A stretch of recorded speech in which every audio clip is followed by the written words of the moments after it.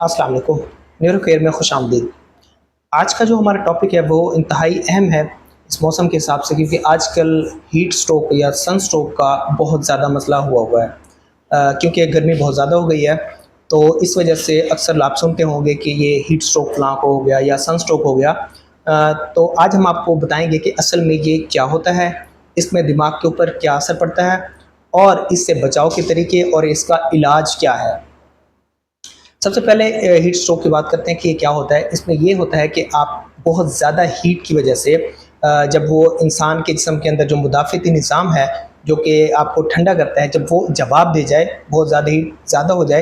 तो वो हीट आपके दिमाग के ऊपर और जिस्म के दूसरे अज़ा के ऊपर असर करती है, और जिसकी वजह से इंसान क्या हो सकता है, उसको उसको कंफ्यूज हो सकता है, वो उसकी ओरिएंटेशन ख़राब हो सकती है, यानी कि उसको ये पता ना हो कि मैं कहाँ पे हूँ। वो नींद बेहोश हो सकता है या इवन हत्ता कि वो उसके कोमा में भी जा सकता है। तो उसमें बुनियादी मसला क्या हो रहा होता है कि जब आप बहुत ज़्यादा हीट में या बहुत ज़्यादा सख्त मौसम में जब आप काम कर रहे होते हैं, जो लोग ख़ास तौर पर जो स्पोर्ट्स वाले, आर्मी वाले, पुलिस और जो जिनका मज़दूर होते हैं, जिनका बाहर काम होता है, तो अगर वो इस चीज़ के आदी अगर जो होते हैं, तो उनमें तो वो कूलिंग मैकेनिज़्म काम कर रहे होते हैं। जब एकदम से इंसान किसी ऐसे इन्वायरमेंट में चला जाए कि जहाँ से वो एक्लेमेटाइज नहीं हुआ, उसको उसमें आदत नहीं है, तो उस पर वो बहुत ज़्यादा असर करता है। उसमें बुनियादी तौर पर ये होता है कि आपकी ज़्यादा हीट जब हो जाए, आपके जिस्म का दर्जा हरारत 37.4 यानी 98.6 फ़ारेनहाइट से जब ऊपर चला जाए और वो 105 106 यानी 105 6 तक वो चला जाए, तो उसमें दिमाग के ऊपर ये असर पड़ता है कि दिमाग की जो नालियाँ हैं वो खुल जाती हैं, डायलेट हो जाती हैं। जो आपकी ब्लड की वेसल होती हैं, उनमें ब्लड ज़्यादा आना शुरू हो जाता है, और साथ में उनसे फ्लूइड जो है वो आपका जो मादा है लीक होके वो ब्रेन के अंदर जमा होना शुरू हो जाता है। इसका अगला स्टेज ये होती है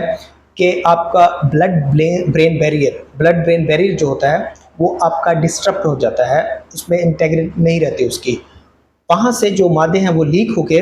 वो आपके दिमाग के अंदर जमा होना शुरू हो जाते हैं। इसके साथ साथ एक और प्रोसेस भी चल रहा होता है कि ज़्यादा हीट की वजह से दिमाग की जो प्रोटीन होती हैं, ज़ाहिर है पूरा जिस्म आपका प्रोटीन से मिलकर बना है, तो दिमाग की जो प्रोटीन होती हैं वो डीनेचर होना शुरू हो जाती हैं। इसकी मिसाल इस तरह से है कि एक अंडा है जो आपके आराम से टेबल पे पड़ा हो, तो उसमें वो लिक्विड रहता है, लेकिन उसको अगर आप बॉइलिंग वाटर में यानी कि गर्म पानी में डाल दें तो वो जमना शुरू हो जाता है। तो यही चीज़ आपके दिमाग के साथ बुनियादी तौर पर हो रही होती है कि उसकी प्रोटीन जो है वो कोगुलेट हो जाती हैं, डीनेचर हो जाती हैं। अब अगला इसमें स्टेप ये आता है कि उस सब चेंजेस की वजह से, यानी दिमाग की नालियों के खुलने की वजह से और प्रोटीन के डीनेचर होने की वजह से आपके ब्रेन के अंदर स्वेलिंग होना शुरू हो जाती है, ब्रेन आपका स्वेल होना शुरू हो जाता है। और ये वो स्टेज होती है कि जिसमें इंसान कन्फ्यूजन, उसको अपने इर्द गिर्द का पता नहीं रहता, उस पर नींद बेहोशी तारी होना शुरू हो जाती है। तो ये हीट स्ट्रोक का पहला मरहला है, उसका फर्स्ट फेज़ है। आगे चल के ये होता है कि खुदा न खास्ता उसका इतना ज़्यादा हीट प्रोड्यूस हो चुकी होती है कि इंसान कोमा के अंदर वो चला जाता है। अब इसमें जो बचाव की तदाबीर जो हैं वो आप रेडियो और अखबारात वगैरह में सुनते रहते होंगे कि इसमें एक तो आपने सर को कवर करके रखना है, जिस्म को डायरेक्ट धूप नहीं पड़ने देनी, बार बार पानी का इस्तेमाल करना है और ठंडी जगहों पर बैठना है, और जहाँ तक हो सके में आपने बाहर निकलने से, खुले में निकलने से आपने बहुत परहेज़ करना है। अब आप खुदा न खास्ता किसी को इस तरह से देखें कि वो उसको हीट स्ट्रोक का आपको शक पड़े या आपको फ़ील हो, आपको ख़ुद को भी, कि ये मसला आपके साथ हो रहा है, तो उसमें उस सूरत में क्या क्या चीज़ें करनी चाहिए। सबसे पहले तो ये कि आपने हीट से जो दर्जा हरारत ज़्यादा है जहाँ से, वहाँ से इंसान को निकाल लेना है, किसी ठंडी जगह पे उसको लिटा देना है, और फ़ौरन से उसकी जो बॉडी है उसको आपने ठंडा करना है। उसके लिए आप उसको पानी का शावर करें, उस पे ऊपर पानी फेंक दें, ठंडा पानी मिल जाए आपको या नॉर्मल पानी मिल जाए आपको, उससे आप उसको नहला दें और उसको पंखे के नीचे लिटाएं, और साथ में उसके सर के जो ना ख़ास ख्याल रखना है कि उसके सर के ऊपर आपने बहुत ज़्यादा पानी डालना है। और इसके अलावा आपने ये करना है कि फ़ौरन से आपने जो इमरजेंसी सर्विसेज हैं, जैसे 112 है, उसको कॉल करनी है, क्योंकि इसका जो ट्रीटमेंट है वो घर पे या आपकी जो बाहर की सेटिंग है उसमें नहीं हो सकता। अस्पताल में मरीज़ को मुंतकिल किया जाना ज़रूरी होता है। वहाँ पे जाके उसको उसके मुख्तलिफ़ किस्म के टेस्ट होंगे और साथ में उसको ड्रिप के ज़रिए भी पानी की कमी उसकी पूरी की जाएगी। अब اب اس میں جو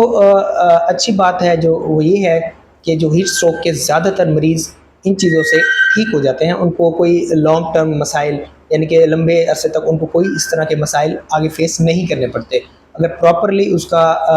ٹریٹمنٹ ہو جائے اسی ٹائم، تو وہ ان کو بغیر کسی امپیئرمنٹ کے، یعنی کہ اس کی میموری وغیرہ، اس کی جو کوگنیشن ہے اور اس کا جو بیہیویئر ہے، اس پہ آگے جا کے کوئی خاص فرق نہیں پڑتا اور مریض اپنی نارمل زندگی گزار سکتا ہوتا ہے۔ تو اس میں جو بنیادی رول ہے وہ آپ کی پریونٹیو میجرز کا ہے، اور ساتھ میں اس کی پرومپٹ یعنی کہ فوراً جو آپ کی ٹریٹمنٹ ہے اس کا اس میں سارا رول ہے۔ امید ہے اس ویڈیو سے آپ کو اس بارے میں کافی معلومات ملی ہوگی۔ ملتے ہیں اگلی ویڈیو میں، تب تک کے لیے اللہ حافظ۔